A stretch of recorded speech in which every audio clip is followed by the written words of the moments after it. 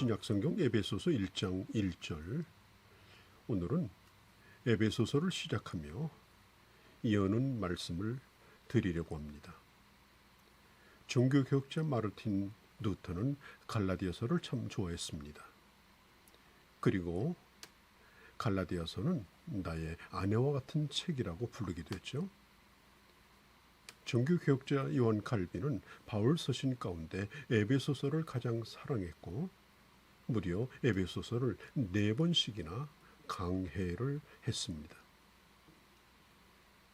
영국의 웨스트민스터 채플의 마틴 로이드 존스 목사님은 에베소서를 가지고 3년 동안 설교를 했는데 그 메시지를 들으려고 수천 명의 사람들이 몰려들었습니다.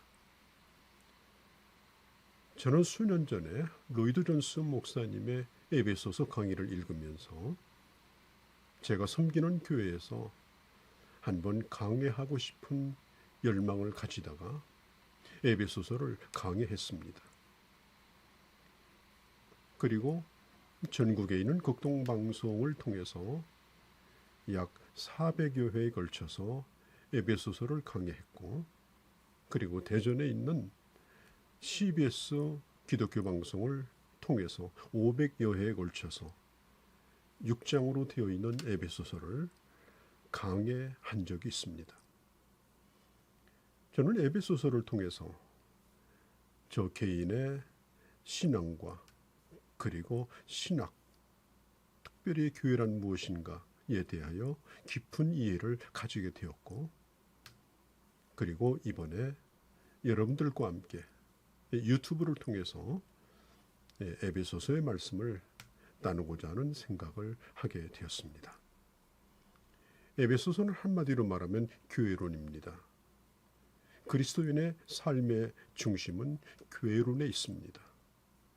한 사람의 목회자가 되든지 한 사람의 그리스도인이 되든지 그가 누구이든지 그에게 있어서 가장 중요한 것은 그리스도가 누구냐 그리고 교회란 무엇이냐라고 하는 것입니다. 하나님의 계획 가운데 가장 위대한 계획이 바로 이 땅에 교회를 세우시는 것이었습니다.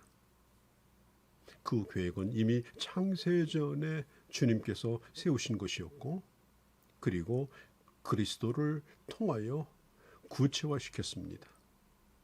그리고 오늘날도 이 땅에 세워진 교회를 통해서 주님은 주님의 뜻을 이루어 가시는 것입니다. 1장에서 3장까지는 교회가 무엇인가를 교리적으로 다루고 있고 4장에서 6장까지는 그리스도인의 삶에 대한 부분을 다루고 있습니다. 먼저 1장에 보면 교회는 창세 이전에 하나님의 계획 속에 있었던 예정된 것이라고 가르치고 있죠. 이 땅에 같은 성향의 혹은 취미 혹은 이념에 의해서 모여진 것이 아니라 하나님의 머릿속에 이미 계획되어진 것이 바로 교회다라고 하는 것입니다. 그리고 2장에 들어가시면 교회는 죄와 허물로 죽은 자를 살리시는 하나님의 은혜로 시작됩니다. 다시 말해서 다시 살리신 하나님의 백성들이 모여 있는 것이 바로 교회인 것입니다. 그래서 바울은 말하기를 유대인만 교회가 아니라 바로 그리스도 안에서 모든 담이 허물어져 있고 이제는 누구나 그리스도 안에서 하나님의 교회의 일원이 될 수 있다라고 누구도 외적인 조건을 가지고 그가 하나님의 교회에 들어오는 것을 제한시켜서는 안 된다라고 밝히고 있습니다. 또 3장에 보면은 이방인이었으며 하나님과 상관이 없는 사람들이 이제는 이스라엘 백성과 더불어 누릴 수 있는 엄청난 축복에 대하여 기록하고 있습니다. 유대인들과 이방인들이 똑같이 복음 안에서 하나님 나라의 상속자가 되었다라고 말하죠. 그리고 4장에 보면 하나님이 이방인과 유대인을 주 안에서 하나 되게 하시고 그리고 교회 안에서 지체가 되게 하셨음을 밝히고 있습니다. 자, 하나님께서 교회 지체로 우리를 부르신 그 부름이 뭘까? 그것을 깨닫고 그것에 최선을 다하라고 4장에서 말하고 있습니다. 그래서 부름에 합당하게 행하라. 평안에 매는 줄로 성령이 하나 되신 것을 힘써 지키라고 말하고 있죠. 5장에 보면 신앙생활이란 교회 안에서만 이루어지는 것이 아니라 이 세상의 공동체, 국가라든지 또 교회라든지 가정 또 그 사회 속에서 어떻게 하나님의 사람됨을 드러내야 하는가 하는 것이 바로 5장에 나와 있습니다. 그리고 6장으로 넘어가면 신앙생활은 한마디로 영적 전쟁을 하는 것이라고, 우리는 영적 전쟁터에 부름을 받았기 때문에 이제 굳게 서서 영적으로 무장해야 하고 이겨야 하고 정복해야 되는 과제를 우리는 안고 있다라고 하는 것입니다. 자, 사도 바울이 3차 전도 여행을 마치고 예루살렘으로 돌아오면서 밀레도에서 에베소 교회 지도자들을 불러서 눈물로 권면합니다. 사도행전 20장 29절에 보면은 내가 떠난 후에 흉악한 이리들이 교회 안에 들어와서 양떼를 아끼지 아니하며 어그러진 말로 하나님의 진리를 어지럽히는 자들이 들어올 거라고 말했습니다.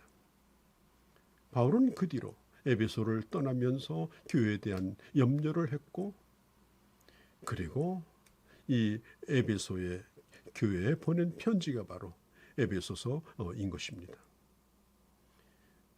이 에베소라고 하는 도시는 로마에 버금가는 대도시였습니다. 그리고 다이아나라고 하는 신을 섬기는 아데미 신전이 있었습니다. 아테네의 파르테논 신전보다도 무려 4배나 큰 규모였습니다. 사도행전에 보면은 그들이 몇 시간 동안이나 아데미 여신을 부르며 열광을 하는 장면이 나왔습니다. 바울은 그 에베소의 종교적 광기, 우상이 문화화된 그런 도시의 모습을 바울은 경험을 했습니다. 대리석으로 된 목욕탕, 오늘날 보아도 손색이 없는 그런 문화시설들, 2층으로 된 도서관, 그 다음에 그 안에 가득 찬 두루마리 책들, 넓은 연극장, 야외 공연장들을 가지고 있었고, 창녀들이 득실거리는 창녀의 거리도 있었습니다. 그러니 이 에베소 교인들이 하나님의 은혜를 받은 교회일지라도 이런 에베소 환경을 이기면서 주님의 교회를 건강하게 세워가는 것이 얼마나 어려운 것인가 하는 것을 바울은 잘 알고 있었습니다. 성경에 보면은 사도 요한은 에베소 교회를 향하여 권하기를 너희는 첫사랑을 잃어버렸다라고 책망한 적이 있죠. 만일 회개하지 않는다면 그 촛대를 너에게서 옮길 것이다. 그러니까 이 에베소 교회의 이 영적인 분위기가 한때 매우 냉랭해지고 열심히 일하고 노력하고 수고하고 그리고 이단과 싸웠지만 처음 사랑을 잃어버리는 그런 모습도 발견되게 되어집니다.